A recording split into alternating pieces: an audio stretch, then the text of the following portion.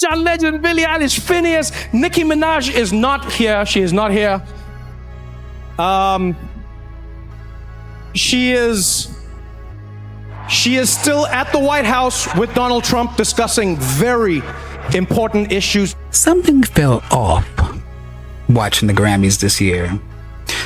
I'm not saying it was something shocking or outrageous, just off.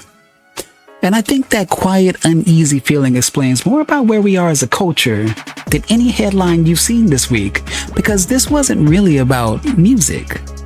It wasn't about talent, and it definitely was not about connection. It felt like a room full of very quote-unquote powerful people talking past everyone else. Can you remember back when award shows used to be about celebrating excellence? You had Prince, you had Michael Jackson, you had Whitney Houston, Luther Vandross, and the list went on and on and on and on. You didn't have to agree with the artist. You didn't even have to share their worldview. You showed up for the performance, for the craft, for the moment. Now, they feel more like lectures dressed up as celebrations. And here's the thing. It's not that Americans don't care about the issues. They do. It's that we are tired of being spoken to like we're uninformed children by people who live nothing like us. Look at the numbers. At their peak, these shows pull well over 50 million viewers. Now, you're lucky to see just a tiny fraction of that. And that's not an accident. That's feedback from us. People didn't suddenly stop liking music. They stopped feeling welcome. Because when every stage becomes a soapbox, the audience eventually walks away.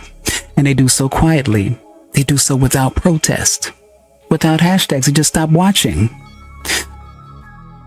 What made this year feel especially disconnected wasn't really any single speech. It was the pattern. Political slogans replacing gratitude. Statements replacing substance, applause replacing reflection. There's a big difference between having convictions and using an audience as a backdrop. Most people watching at home are not policy experts. Most people watching at home are parents. They're workers. They're just people trying to keep their heads above water. And when someone gets on stage with unlimited resources and tells them how simple everything is, it doesn't inspire. It's irritating. Not because of the message, but because of the distance. Listen, the louder Hollywood gets, the smaller its influence becomes. Because real influence does not lecture.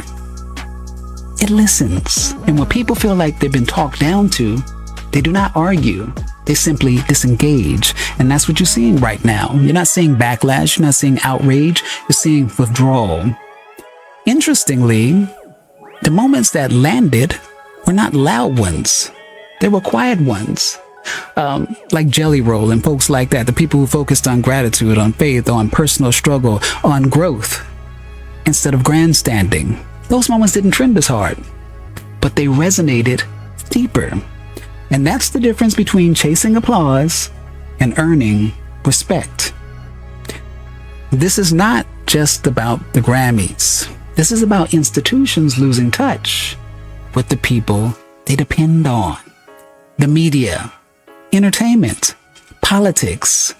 When every space becomes ideological, people look for somewhere neutral to breathe. That's why alternative voices are growing. That's why independent platforms are winning. People do not want to be told what to think. Folks want honesty. Folks want humility. And yes, sometimes just a damn good performance. Hollywood did not lose viewers because people became intolerant. Hollywood lost them because they stopped being relatable. And until they remember who's actually watching, the numbers won't come back. Not because people are angry, but because they've already moved on.